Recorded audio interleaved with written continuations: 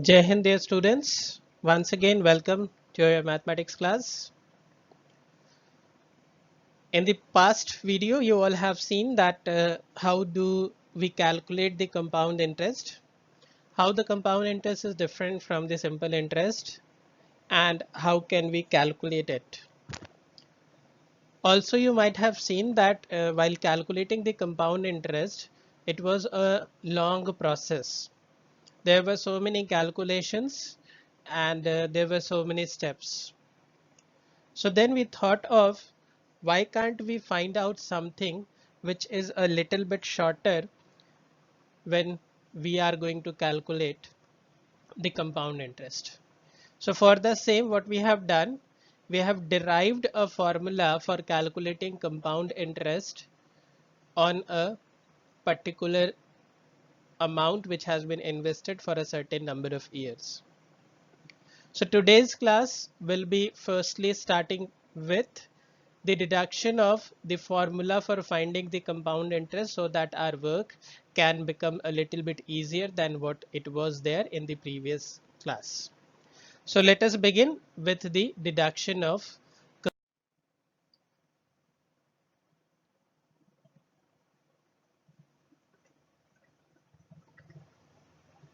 When we simplify this, we will get this is equals to P1 into R by 100.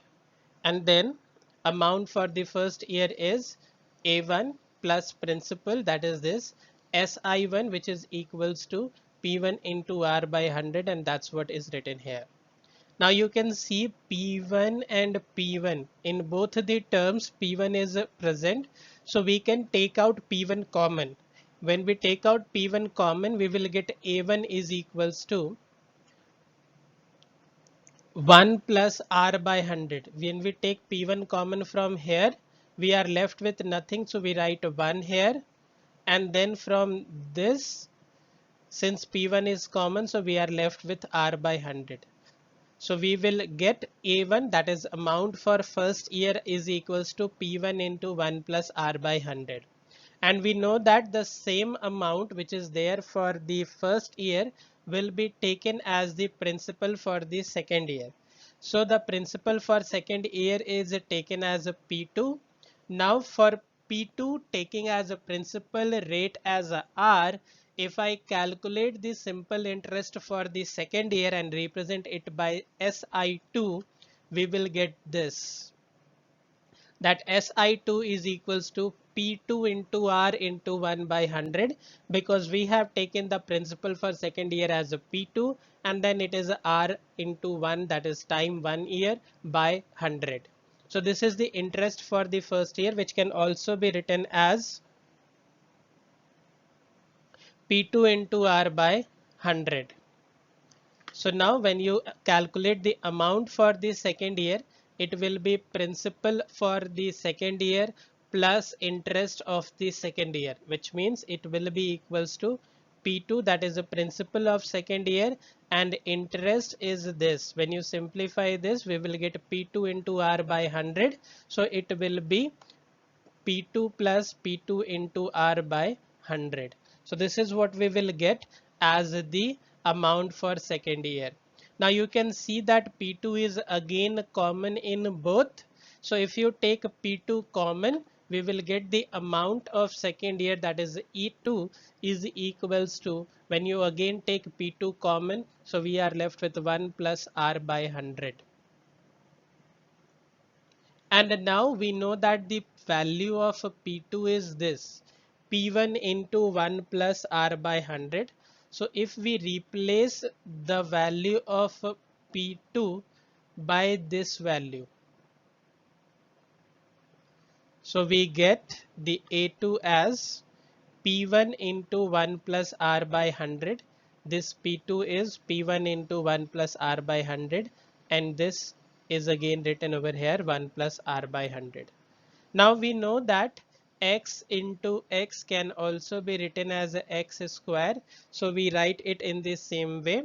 This 1 plus R by 100 is written 2 times. So we can write A2 is equals to P1 into 1 plus R by 100 whole square. So we get A2 is equals to P1 into 1 plus R by 100 whole square. And now this A2 will be taken as P3, that is the principal for the third year. Now you can see that for calculating the amount for second year, when we have calculated the amount for second year, we came to know that it is equals to P1 into 1 plus R by 100 and the power was 1. When there is nothing, we take the power as 1. When we calculated the amount for second year, it has come as power 2. In the same way, if you calculate the amount for the third year, it will come P1 into 1 plus R by 100 to the power 3. And in continuation with this, if we calculate the amount for n years, so proceeding in this way, if we calculate the amount at the end of n year, then what will happen? An will be equals to P1 into 1 plus R by 100 and this 2 will be changed to n. So we get An is equals to P1 into 1 plus R by 100 to the power n. And this is actually the formula for calculating the amount for a sum of money that was P1 invested for n years, that is the time, at the rate of R% per annum. If we replace P1 by simply P, we can rewrite it in this way, that An is equals to P into 1 plus R by 100 to the power n. So this is the amount. Now if we want to calculate the compound interest, the interest is always equals to amount minus principal. So amount is An, principal is P, so it can be calculated in that way. So I hope this must be clear to you all. Now let's go to a simple problem to use this formula. It is a try these question from your NCERT exercise. It is written that find the compound interest on a sum of money for rupees 8,000.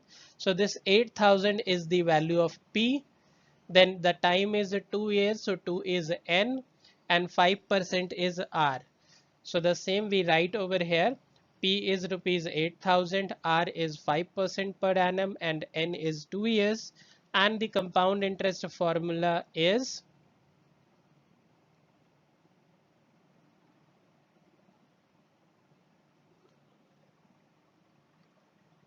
we know that A is equals to P into 1 plus R by 100 to the power N.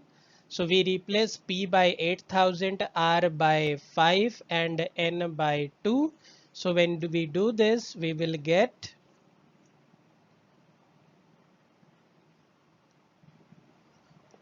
the amount as A is equals to 8,000 into 1 plus 5 by 100 to the power 2.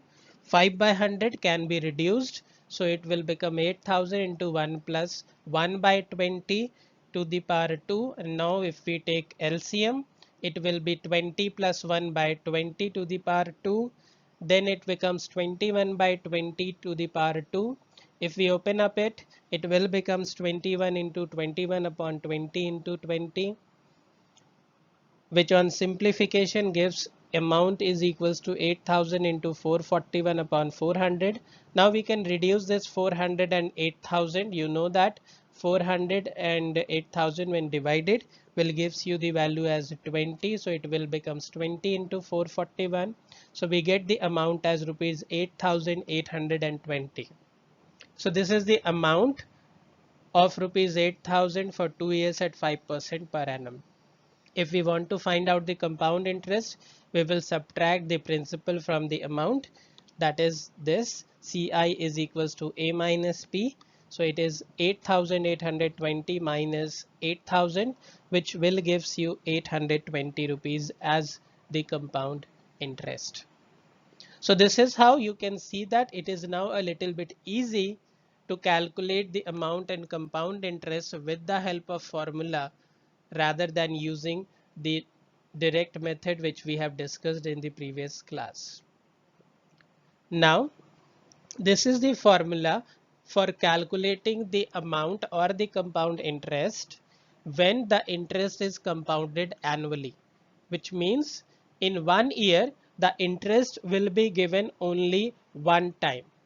But there are many banks which provides the interest half yearly, or some provides interest quarterly. Half yearly means after each half year, whatever amount is present in your account, the interest is given on that, and then after 6 months again the interest is added. So in that case we will not use the direct form of this.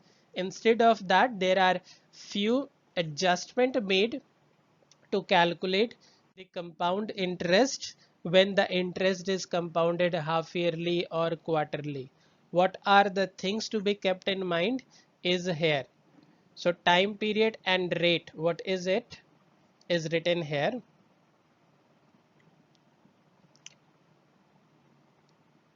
The time period after which the interest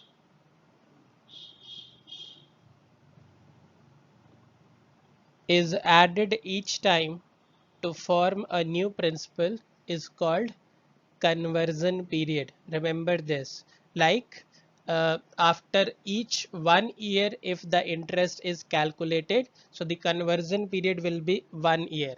Instead of that, if the interest is calculated after each half year, then the conversion period will be of half year, that is 1/2 of the year. If it is calculated quarterly, then it will be 1/4 of an year. So that is how it is written when the interest is compounded half yearly. There are two conversion periods in an year after 6 months. So as I said that if the interest is compounded half yearly, it is given twice in an year. Same way if it is quarterly, then it will be given 4 times in an year, and the same is written over here.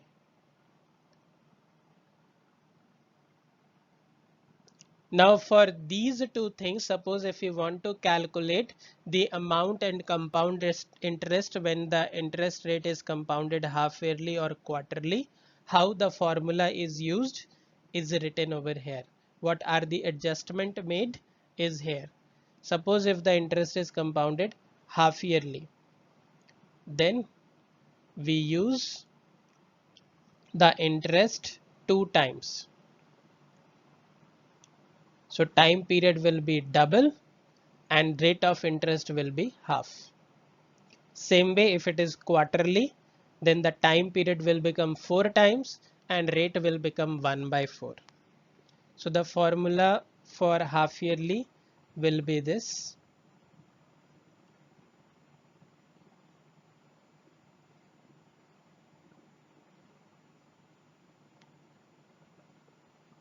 Rate is half, so it becomes R/200, and time is double, so it is 2n.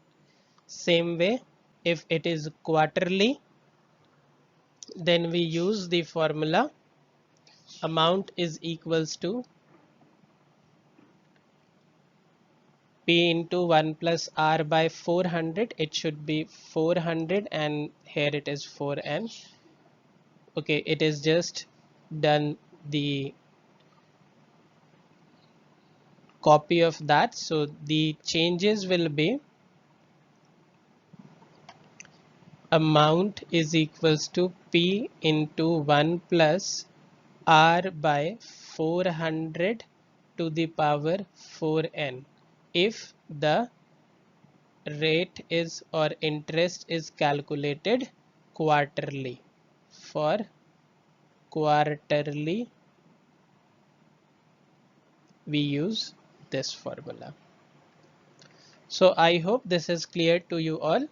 With this we come to the end of the today's class. We will meet in the next class now with the problems which are using these formulas, and we will discuss how to use these formulas while solving the numerical problems. Till then, happy learning. Jai Hind.